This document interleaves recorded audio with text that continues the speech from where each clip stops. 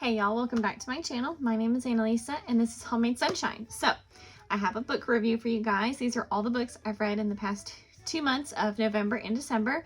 So there are a lot of Christmas books in here, which I know isn't the most timely thing ever because now it's January, but if there's something that sounds really good to you, you can add it to your book list for next Christmas. And especially if you're somebody who reads voraciously like I do, I constantly have a book list going. And as you can see, all of these books behind me, I've always got books. I'll also give you a little pregnancy update because this background is probably confusing because this is not where I normally film. So first off, I will be 16 weeks pregnant at the time of filming this tomorrow, but by the time you're seeing this, I'll probably be 16 or 17 maybe when I post it. I'm not sure. Somewhere between 16 and 18, let's just say that. And I've been starting to move all the things from my office downstairs into the upstairs, hence this new kind of setup. It's definitely not, the room's pretty done, not all the way. I have to wait for my parents to be able to come visit us to help my husband move the desk of mine upstairs because we live in an old house and the top of our stairs is very narrow, so it takes 2 people for sure to have to maneuver that desk around the corner, and I'm really hoping and praying that it even can get maneuvered around. So things are changing. This right here, that's actually right beside me, I've got all of my books that are part of the Guidepost Christian Mystery Series because I collect them as I find them either at thrift stores. I mostly get them from when I sell books that I'm done with to a used book selling place, and I get store credit. And then I use that to buy more of these books to try to get full sets to read, which like right now I'm reading Mysteries of Martha's Vineyard because that's the full set that I have. But I have the startings of many sets, such as Patchwork Mysteries, Sugar Creek Amish is right here. We actually have some different series too. We have Little House on the Prairie book series, and I'm missing like literally one of them. I thought I had all of them when I bought these at a thrift store, and I'm missing one. I have all of Anne of Green Gables right here, and Mysteries of Silver Peak, Tales of Grace Chapel Inn I'm collecting. That book series has like a ton of books. It's gonna take me forever to find them all. They started publishing them in the 90s, and I think they might still or semi-recently still be publishing those books. So it's many years of publishing those. So my backgrounds are gonna be changing a lot as I adjust to being up here in this different room and space. So we're trying to clear out the nursery so we can start on the nursery at some point. So that's what we're currently working on. Other small tidbit of news, this is the first time that I've been in maternity pants the whole time. I mean, I've been out of like being able to wear my regular jeans for a long time, but I haven't been large enough to be able to wear maternity pants. So now I'm in maternity pants. So very exciting, I guess. Exciting in some ways. It's very hard to thrift maternity clothes, and if you've ever tried to do so, you'll know. I think everywhere in the country it's hard to find maternity clothes because most people wear them out by the time that they're done with them. So anyways, let's get started. So all of the books that I've got are right here. They're split into 2 piles, but I'll combine them to show you the pile right here.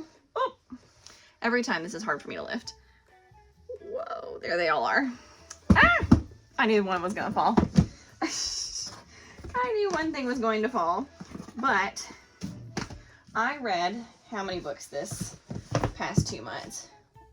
I read 11 books in the past 2 months, between Christmas time and all of that. I think I would have normally read more, but also another pregnancy update. This is the first week that I've not been sick. Like at 15 weeks pregnant was finally when I stopped being sick. So the rest of the time I've been extremely tired. I mean, if there's like a common pregnancy symptom, I've basically had it. It's been tough. So even when I would like lay down to when I would normally like read and rest in the afternoons, I was so tired that I couldn't even read. I was just like laying there, just not able to sleep, but not able to do anything else. So yeah, but it's okay now. We're finally getting back into the regular groove of things. getting over the food aversions, being able to like not survival cook, as I call it. You know, survival cook is where you're just like making anything that sounds remotely okay. So, but enough about that. Let's get into the books. So first is an ex-library book from somewhere. I don't know where this place is, but this is Christmas in Plains Memories by Jimmy Carter, which I thought was very timely because I read this right around the time that his dear wife passed away. And it is a lot of his recollections of growing up in Plains, Georgia, and how they celebrated Christmases there. It also goes through his marriage and their Christmases in the White House, which was very interesting.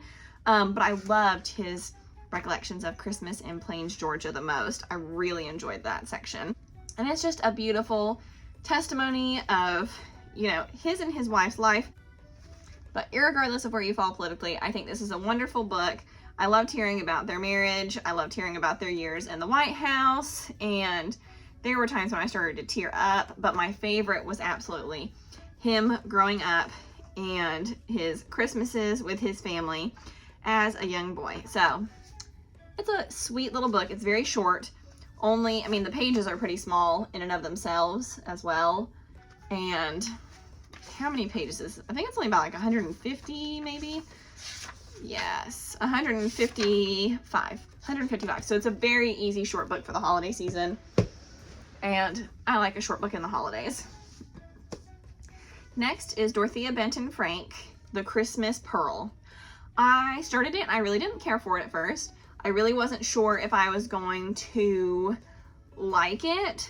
But it is really good. I would say it was very A Christmas Carol vibes, and of, you know, a family on the brink. All of them need help, like all of them.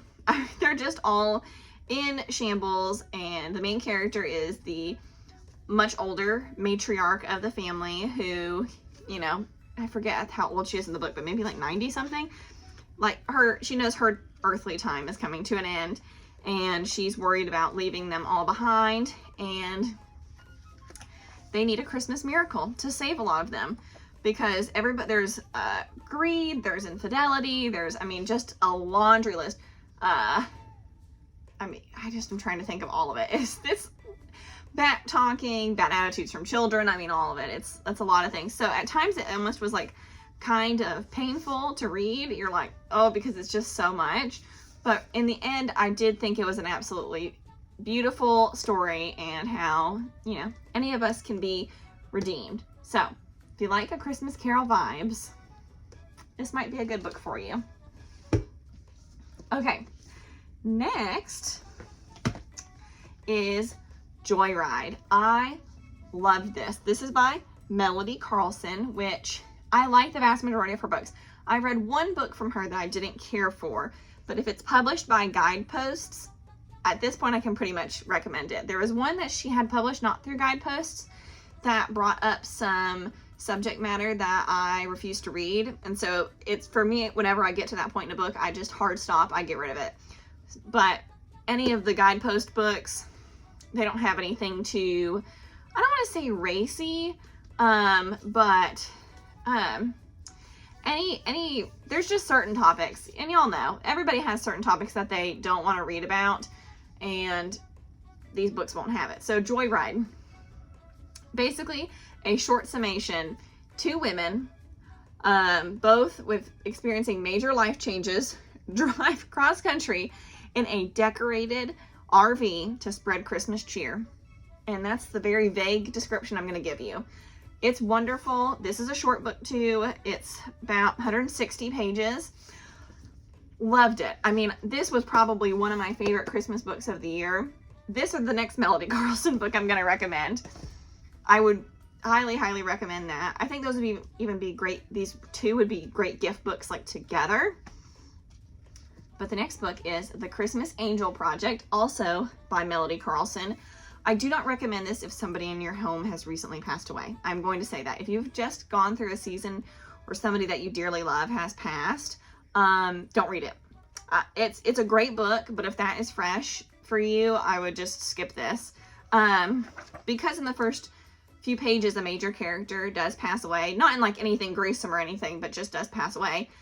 And I'm not spoiling anything because I think it is like page 3 that happens.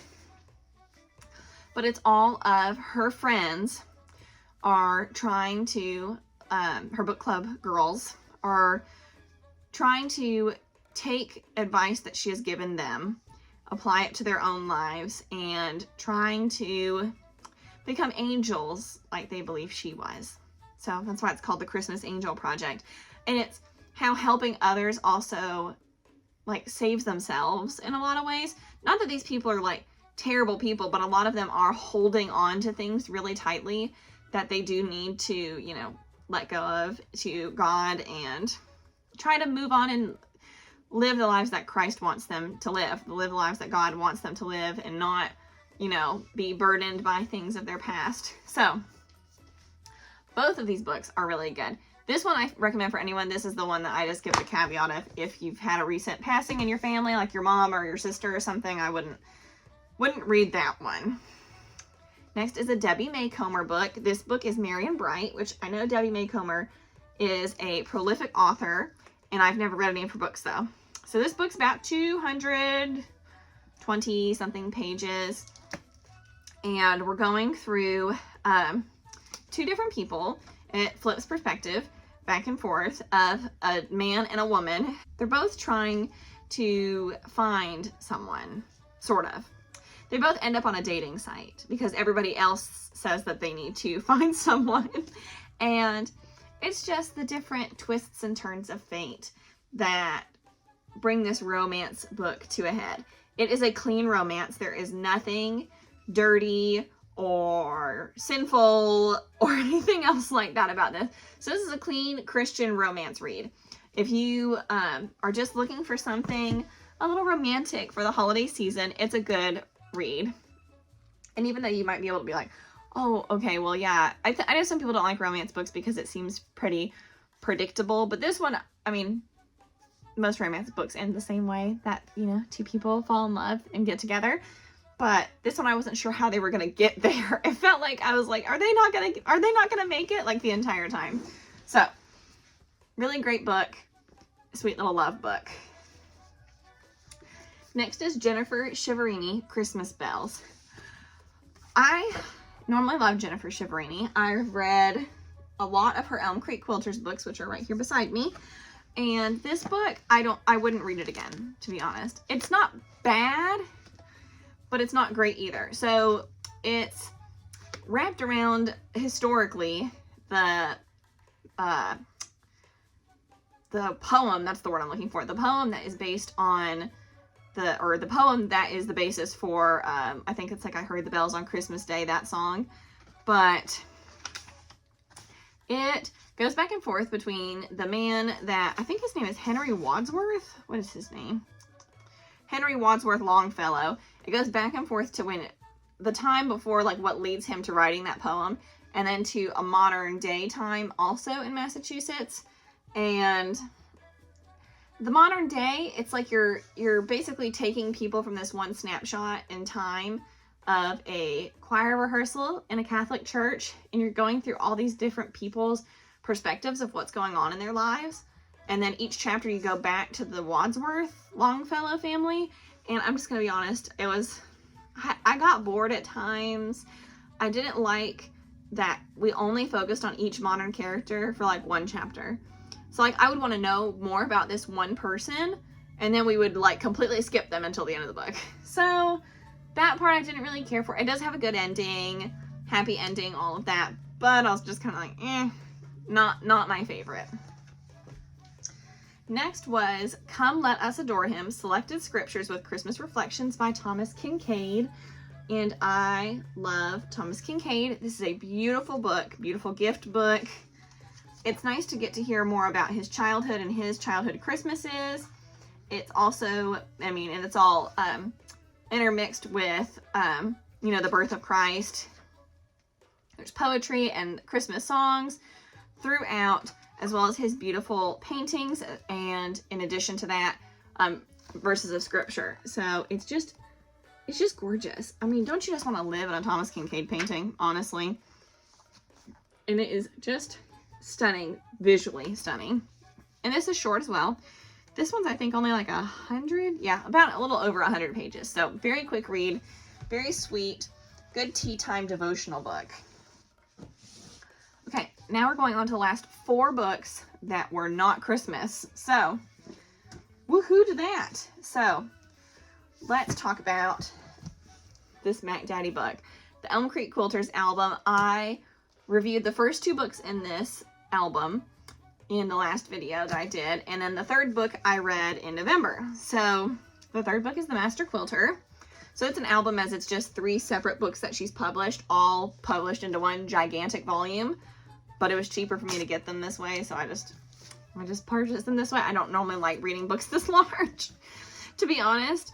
But the Master Quilter I don't want to spoil the entire series for somebody because it is building on a lot of things, but they're making somebody, specifically a wedding quilt, and we're going through all of the regular women who work at Elm Creek Quilters. Everybody's having different turmoils and major life changes, you know, like divorces, relationships, business struggles, career struggles, struggles with their children, all of it. And it is gripping. There is a lot of crazy stuff that goes on. It does come to a good, pretty neat conclusion at the end, even though there probably is some other things that aren't going to be worked out until the next book. But because, you know, there's a lot more books after this one, it's not too troubling. And I really enjoyed it. I love all the Elm Creek Quilters books. My favorite ones are the ones where we also like dip into the past of like their lives. When like the Elm Creek like mansion that they have, the manor, I guess is the word to say, when the manor was in its heyday and they were having like the horses there and all of that stuff. I love that the best, but I like the modern ones too. Also, if you're seeing me look to the corner, my cat is like right up here in the window. She loves that my office is now up here because now she gets to sit in this window and look down on everyone. Okay, next we've got 2 books from Mysteries of Martha's Vineyard. One I finished like literally right before January 1st. So very, very funny. But let's see. First is Don't Rock the Boat. I was trying to make sure I had them in order. And oh my gosh, so good. She finds a suitcase washed up on shore, and the book is her trying to figure out whose suitcase is this? Why would it just be abandoned? Why has nobody reported it missing? There's some shady characters that show up, and it is so good. I mean, just so good. And it's gripping. If I read Mysteries of Martha's Vineyard, it's definitely a lot more action-packed than the book series I read before this. That was also a Christian mystery series from Guidepost, and that one was Secrets of Blue Hill Library. So this is definitely more action-packed, and it has a pretty climactic ending, but man, is it good. It is really good. And next was A Port in the Storm, which these were books 6 and 7, so I've got till 25, a lot more of these to go. And this is Martha's Vineyard after Christmas in the winter, and you are going with Priscilla, and something is afoot. The bakery keeps having problems. You can't figure out why. She's trying to help a young woman who is missing her family. She is trying to find her long lost family, and another person in town is also needing her help, but she hasn't been able to. She's trying to help her without the woman knowing that she's helping her, who she's worried about might be having like an elder abuse situation. And this one's definitely not as like scary, like dangerous, almost action-packed as this is, because this reads like a spy movie when you're like, you know, you're this mysterious suitcase. This one is more like, you know, finding lost people and trying to connect all these different things. It's very good. I love this series. I love the Guidepost Christian Mysteries, and if you're a Christian woman, I'm telling you, like a good mystery, these books are great. And last but not least, a book that I really was surprised how much I loved. I went into it really not knowing what it was going to be about. I bought some books when a bookstore near me, like a bookstore and gift shop, closed down. They were having a big closeout sale, so I bought some of their books. And most of their books were not to my taste, but this one just sounded pretty good, and it was awesome. This is The Tobacco Wives by Adele Myers. Y'all, this is a good book. This is so good. And Adele Myers writes part of this loosely based on like stories that she was able to pick up from her family. So it's written from the point of view of a young teen, Maddie Sykes, and she is sewing with her, I think this is her aunt. I'm not sure. I cannot remember. I think this might be her great aunt. I can't remember. With another family member of hers, sewing for all of the women in this small town of Brightleaf in North Carolina. And you learn all these different secrets about the tobacco wives, aka the women married into Big Tobacco, which, if you don't know, historically North Carolina, massive tobacco producer. And this book is set in 1946. So we're before that time where people knew smoking was dangerous and deadly. So the back of the book tells you, Maddie wants to report what she knows, but in a town where everyone depends on Big Tobacco to survive, she doesn't know whom she can trust. And I think it paints a very realistic picture of what it was like, or what it must have been like for people when these studies were coming out about all the ways that smoking and chewing tobacco were bad.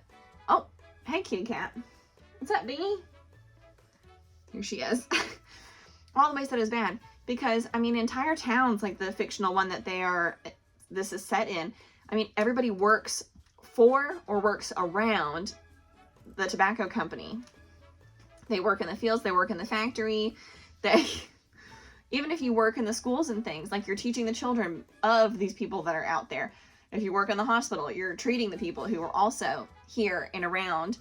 Like the entire town, it's kind of like many places in the Midwest that were factory towns. And if a factory shut down, towns tended to crumble. And so you're balancing, on one hand, the public needs to know what's happening, and also that these people that she knows that are involved with Big Tobacco are not bad people. Like, they're not evil, warlords like the women that she's talking to. They're not terrible people, and they are not aware. I mean, they're homemakers and housewives or stay-at-home moms. And I think it's it paints a good picture of what the balance, how difficult it must have been to be dealing with that at that time. It's a beautiful ending. It's a very good book, and I loved it. I loved every minute of it. I read it on my porch in early November when it was still slightly warm. It's fully freezing cold outside now, so I couldn't do that now, but I loved it. I mean, I'm gonna be honest, it was a great historical fiction book. Everything you want in a historical fiction book. And I like that I got to look at a time that I really don't know a whole lot about, from like the perspective of what it must have been like for people in that time period. So those are all the books. We'll run through them one more time. We've got The Tobacco Wives by Adele Myers. Awesome. Loved it. Really good book. A Port in the Storm. Guidepost Christian Mystery. Loved it. Amazing. Don't Rock the Boat. Same series. Also amazing. Elm Creek Quilters. The book, The Master Quilter. Awesome. I'm not even a quilter, and I like that book. Ooh, dropping a book here. That'd be my bad. Come Let Us Adore Him. Selected Scriptures with Christmas Reflections by Thomas Kincaid. Beautiful book. Lovely, giftable book. Jennifer Shiverini, Christmas Bells. Not my favorite. Wouldn't read it again. Wouldn't recommend it. Debbie May Comer, Marian Bright. Sweet romance story, and in a modern setting. You'll love it. If you like a romance book, and I don't like a romance book all the time, but it's romance where they also are like growing through their experiences at the same time. Growing to be better people is a good way to say it. The Christmas Angel Project. Heartfelt, beautiful story. Don't read it if you've lost a loved one recently. Just absolutely fantastic. The Christmas Joyride, also by Melody Carlson. Loved it. Fun. There are so many snafus along the way. It's great. The Christmas Pearl by Dorothea Benton Frank. It's great if you like A Christmas Carol. There are some really tough parts to get through because you kind of just want to shake some of the characters and be like, what's wrong with you? And Christmas in Plains by Jimmy Carter. Sweet story of one of the presidents of the United States, one of the presidents of the United States recalling what it was like to grow up in rural Georgia. And it's beautiful. It's a really neat peek into a very specific era in history and from the view of a small town rural farming community. So that is it for this week's video. If you enjoy these book hauls, book reviews, please give this video a thumbs up and consider subscribing.